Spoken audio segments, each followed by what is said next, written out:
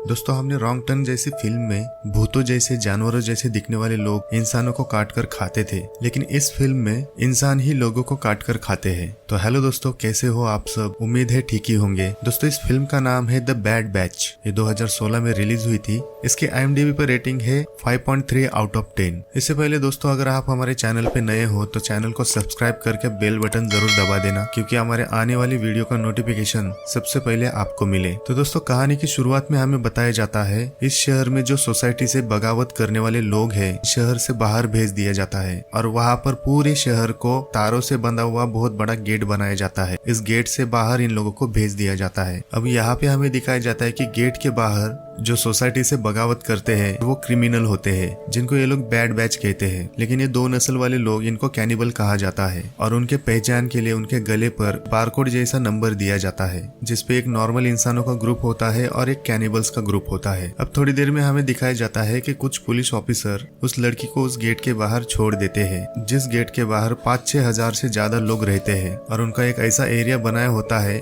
कि वो लोग वहाँ से भाग ही नहीं सकते, क्योंकि उनके आसपास पूरे स्टील का गेट बनाया जाता है। अब यहाँ पे हमें दिखाया जाता है जिस लड़की को उन्होंने गेट के बाहर छोड़ा था, इसका नाम है आर्लिन। अब आर्लिन वहाँ से आगे जा रही होती है, तब वहाँ पर उसे एक बोर्ड दिखाया जाता है और उस बोर्ड पे लिखा था, जो बोर्ड के आगे वाला जो एरिया है वो एरिया अमेरिका के अंडर नहीं आता। इसका मतलब उस एरिया में किसी भी इंसान के साथ जो भी होगा उसका रिस्पॉन्सिबल अमेरिका नहीं होगा। आर्लिन जैसे आगे जा रही होती है, वहाँ पे उसे एक कागज मिलता है और उस कागज पे ये लिखा होता है, find the dream, find the comfort. उस मैसेज को लेकर वो आगे बढ़ रही होती है, लेकिन उसे नहीं पता था कि उसी एरिया में दो नस्ल वाले बैड बैचेस रहते हैं, जिनको कैनिबल्स कहा जाता है। अब आगे जाके आर्लिन को एक कार दिखाई देती है और उसे थोड़ा सा आराम करना है, इसलिए उस कार में बैठकर वहाँ पर वो आराम कर रही होती है। लेकिन उसे पता नहीं चलता कि उसके पीछे से कुछ लोग गाड़ी पर उसके पास आ रहे होते हैं और जब उसको पता चलता है कि ये लोग कौन है, तब वो वहाँ से भागने लगती है और वो लोग उसका पीछा करते करते उसे पकड़ लेते हैं। अब जब आर्लिन को होश आता है, तब हमें वो उसके हाथ पैर बांधे हुए दिखाई देते हैं और आर्लिन को पकड़ के लाने वाले दो लेडीज होते हैं। तब यहाँ पे हमें दिखाई देता है कि वो लेडी काटने वाला औजार लेके उसके पास जा रही होती है और उसका एक हाथ काट कर साथ ही साथ उसका एक पैर भी काट देती है। अब यहाँ पे हमें पता चलता है कि इन लोगों को खाने के लिए कुछ नहीं मिलता, इसलिए ये लोग शहर से आने वाले लोगों को काट कर खा लेते हैं और इन्हीं लोगों को कैनिबल कहा जाता है। तो उस गेट से जो कोई लोग यहाँ पर आते थे, उन लोगों को पकड़ कर ये लोग काट कर खा लेते थे। यहाँ पे दूसरा ग्रुप भी होता है, लेकिन ये ग्रुप कंफर्ट वाला होता है। ये लोग कैनिबल भी होते हैं, लेकिन ये लोग अपने आप को बहुत फिट रखते हैं। यहाँ पे हमें दिखाया जाता है कि बहुत सारे लोगों को बांध के रखा होता है।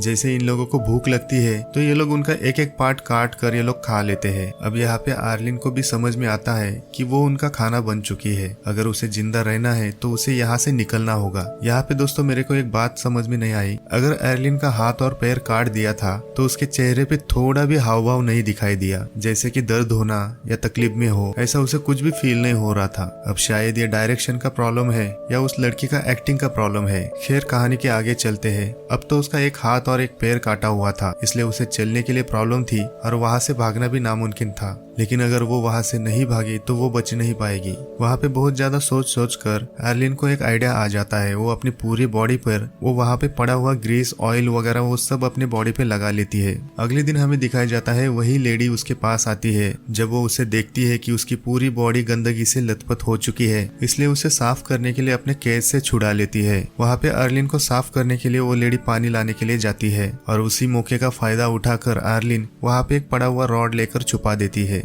अब वहाँ पर वो कैनिबल लेडी पानी लेकर आती है और उसे धोकर उसे साफ करने लगती है, लेकिन उसी मौके पर वो रॉड निकाल के उस पैर पे मारती है और उसके बाद उसके सर पे मार मार के उसे मार ही देती है। अब आर्लिन उससे बच तो जाती है, लेकिन वो चलेगी कैसे, दौड़ेगी कैसे, इसलिए वो वहाँ पे रेंगते रेंगते इधर उधर घूम रही होती है। वहाँ पे उसे एक स्केटिंग मिलती है और उस स्केटिंग पे बैठ कर वो वहाँ से निकल रही होती है। अब वो एरिया बहुत ही बड़ा होता है, उसके आसपास कोई कबीले नहीं होते और आर्लिन धूप से बहुत ही ज्यादा तप रही होती है। उसे भूख और प्यास लग जाती है और इसी कारण आर्लिन वहाँ पे बेहोश हो जाती है। अब थोड़ी देर में वहाँ पे हमें और एक आदमी दिखाई देता है जो अपनी डुग्गी लेकर यहाँ वहाँ घूमता रहता है। ना ही वो कैनिबल के ग्रुप का था, ना ही वो कंफर्ट के ग्रुप का था, क्योंकि कैनिबल उसे नहीं पकड़ते। वो एक बूढ़ा इंसान था, इसलिए दोनों ग्रुप के लोग उसे पकड़ते नहीं, उसे छोड़ देते हैं। वो आदमी आर्लिन को उठाकर अपने ट्रॉली में बिठाता है और धीरे धीरे वो कंफर्ट एरिया के पास जाता है और उन लोगों के पास उस लड़की को छोड़ देता है और इसके बाद वो फिर से वहाँ से निकल जाता है। उस कंफर्ट एरिया में बाकी के लोग रहते थे और इसके बाद आर्लिन को भी वहाँ पे रहने के लिए जगह मिल जाती है।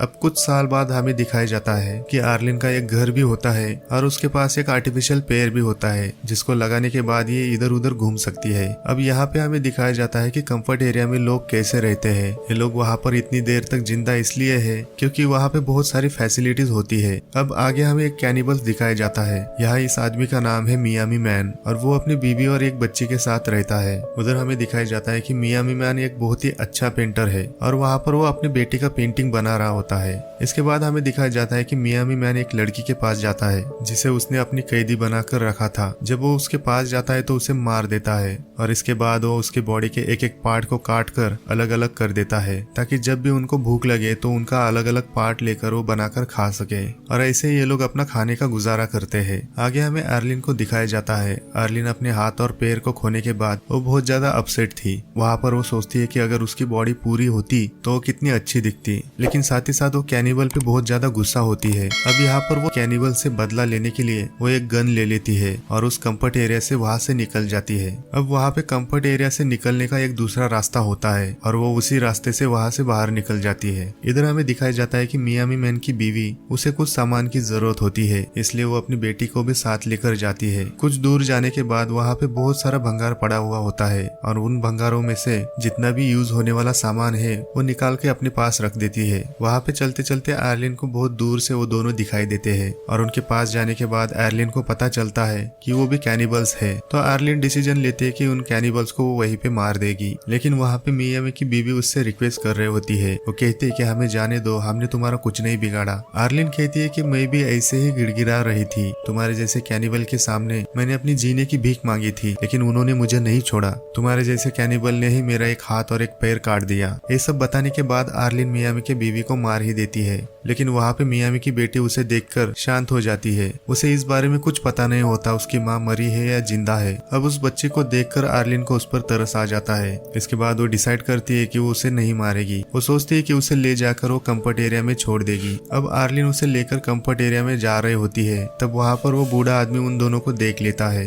अब कंफर्ट एरिया में जाने के बाद उस बच्ची को वहाँ पे खरगोश बहुत पसंद आते हैं। तब आर्लिन उसमें से एक खरगोश खरीद कर उस बच्ची को दे देती है। इसके बाद आर्लिन उस बच्ची को लेकर अपने घर पे चली जाती है। इधर हमें दिखाया जाता है कि शाम होने वाली थी लेकिन मियामी के घर पे उसकी बीवी और बेटी नहीं आई, इसलिए वो अपनी बाइक लेकर वहाँ पे ढूंढ रहा होता है। अब वो ढूंढते ढूंढते उस जगह पर चला जाता है जहाँ पे बहुत सारा भंगार पड़ा हुआ होता है।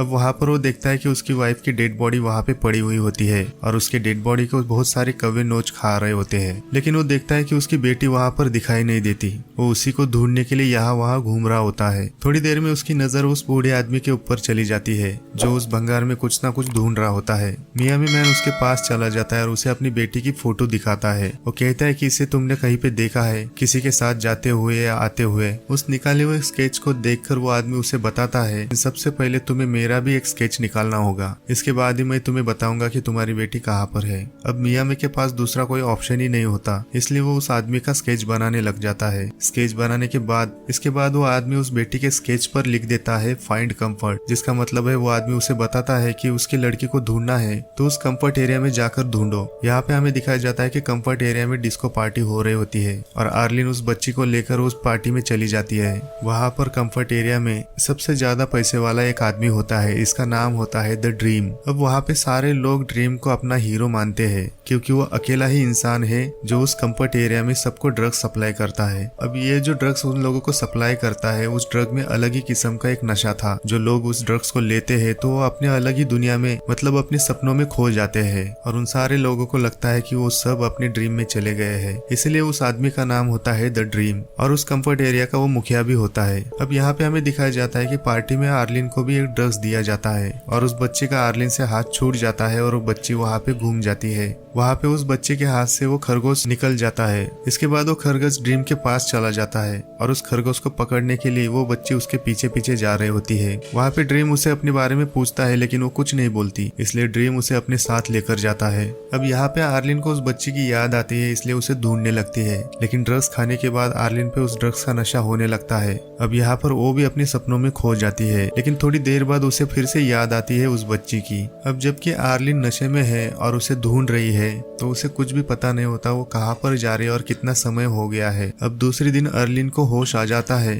तब वो अपने पास घूमते हुए मियामी मैन को देखती है। वो देखती है कि कंफर्ट एरिया से बहुत दूर आ चुकी है और अपने सामने एक हट्टा कट्टा इंसान वहाँ पे देखती है और मियामी के हाथ में उसका आर्टिफिशियल पैर होता है जिसके बिना वो चल नहीं पाएगी। अब वहाँ पे मियामी मैन अपनी लड़की के स्केच को उसे दिखा रहा होता है और उसे कहता है कि क्या तुमने इस लड़की को देखा है। आर्लिन उसे साफ साफ बता देती है कि मैंने इस लड़की को नहीं देखा, जबकि आर्लिन को पता है कि वो लड़की कहाँ पर है, तब भी वो झूठ बोल रही होती है। अब यहाँ पे हमें पता चलता है कि किसी भी कैनिबल को कंफर्ट के अंदर आने के लिए मना है। अगर कोई भी कैनिबल कंफर्ट के अंदर जाता है तो उसे शूट किया जाता है। अब यहाँ पे मियामी आर्लिन से एक डील करता है। वो कहता है कि मैं तुम्हें छोड़ दूंगा, लेकिन तुम्हें मेरा एक काम करना होगा, कंफर्ट एरिया में जाकर मेरी बेटी को ढूंढ कर मेरे पास लाना होगा। और वो कहता है कि तुमने अगर ऐसा नहीं किया तो मैं कैसे भी करके तुम्हें ढूंढ लूंगा, और तुम्हें तो पता है कि हम ऐन लोगों का क्या करते हैं। अब एर्लिन के पास भी कोई दूसरा ऑप्शन नहीं होता, इसलिए उस डील को वो मान लेती है। अब यहाँ पर ये दोनों भी कंफर्ट एरिया के पास जाने लगते हैं। थोड़ी देर में आगे जाने के बाद उन्हें और एक कैनिबल दिखाई देता है। वो कैनिबल मियामी से कहता है कि मैं तुम्हें 1 गैलन फ्यूल दे देता हूँ, लेकिन उसके बदले तुम्हें इस लड़की का एक पैर मुझे देना होगा। और साथ ही साथ वो मियामी को धमकी भी देता है कि अगर तुमने ऐसा नहीं किया तो मैं तुम्हें मारकर उस लड़की को लेकर जाऊंगा। और इसलिए मियामी उस लड़की को पकड़कर जबरदस्ती उस आदमी को दे देता है और उसने दिया हुआ फ्यूल वो उठाकर वहाँ से वो जाने लगता है। अब यहाँ पर वो कैनिबल उस लड़की को ले जा रहा होता है और जैसे वो आगे जाने लगता है तब मियामी पीछे से जोर से उसके पीठ पर चाकू से वार कर देता है और उस आदमी की वहीं पे मौत हो जाती है। अब वहाँ पर मियामी उस आदमी का सारा सामान अपने पास रख लेता है, उसकी स्कूटर भी लेता है और फ्यूल भी लेता है, और साथ ही साथ उसे खाने के लिए उस आदमी का एक पैर भी काट लेता है। अब आगे हमें दिखाया जाता है कि वो अपनी मंजिल यानी कंफर्ट की ओर जा रहे होते हैं, लेकिन रास्ते में बहुत बड़ा तूफान आता है। अब जबकि वहाँ पे पूरा रेगिस्तान होता है, इसलिए उस तूफान में ज्यादातर रेत ही उड़ रही होती है और इसी वजह से उन लोगों को एक टेंट लगाकर वहाँ पे रुकना पड़ता है। अब जबकि वो तूफान बहुत देर तक चल रहा होता है, इसलिए वहाँ पे शाम हो जाती है। अब यहाँ पे ये दोनों एक जगह पे चले जाते हैं। वहाँ पे मियामी को बहुत ज्यादा भूख लगती है, तो वहाँ पे वो आग लगाकर उस आदमी का काटा हुआ पैर उसकी तंदूरी बनाकर खा रहा होता है। अब वहाँ पे एर्लिन बातें करते करते उसे पूछती है कि तुम लोग कैनिबल मतलब बैड बैचेस कैसे बने।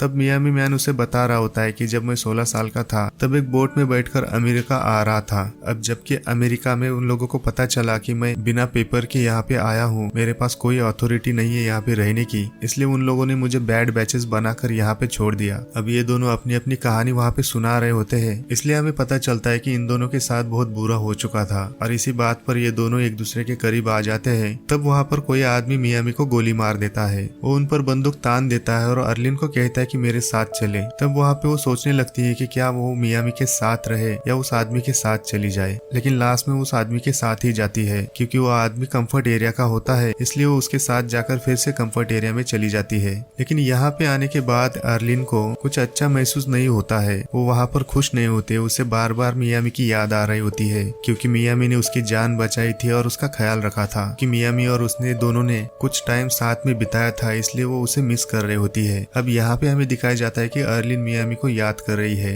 इसका मतलब वो उसे लाइक करने लगी है। तब वहाँ पे अर्लिन वो फैसला करती है कि वो वापस जाएगी और वो मियामी के साथ ही रहेगी। अब दूसरे दिन अर्लिन कंफर्ट एरिया छोड़कर फिर से बाहर चली जाती है। वो मियामी को ढूंढ रही होती है, लेकिन उसे मियामी तो नहीं मिलता, लेकिन उसका स्केच किया हुआ बुक जरूर मिल जाता है। जब अर्लिन उस नोटबुक को उठाती है और उसके बाद वो फिर से कंफर्ट में उसके बेटी को ढूंढने के लिए चली जा रही होती है। अब आगे हमें दिखाया जाता है कि वो बूढ़ा आदमी इधर उधर घूमते हुए एक जगह पे बैठा हुआ नजर आता है, लेकिन वहाँ पे उसे दिखाई देता है कि एक जगह पर बहुत सारे कौवे उड़ रहे होते हैं। उसे बहुत ज्यादा कौवे नजर आते हैं। अब वो बूढ़ा आदमी उठकर उस जगह पर चला जाता है जहाँ पे बहुत सारे कौवे घूम रहे होते हैं। वहाँ पे उस बूढ़े आदमी को मियामी वहाँ पे गिरा हुआ दिखाई देता है। अब वहाँ पे वो बूढ़ा आदमी 1-2 कौवे को पकड़कर मियामी को भी अपने साथ लेकर जाता है और उन कौवे को मारकर उसे खाना खिलाता है। इसका मतलब वो बूढ़ा आदमी मियामी की जान बचाता है। इधर अर्लिन मियामी का नोटबुक लेकर उस पे किए गए बहुत सारे स्केचेस देख रही होती है, जैसे आदमी का, खरगोश का, और वो मियामी की बेटी का भी स्केच देख लेती है। अब अर्लिन वहाँ पे डिसाइड करती है वो किसी भी कीमत पर मियामी की बेटी को ढूंढ लेगी।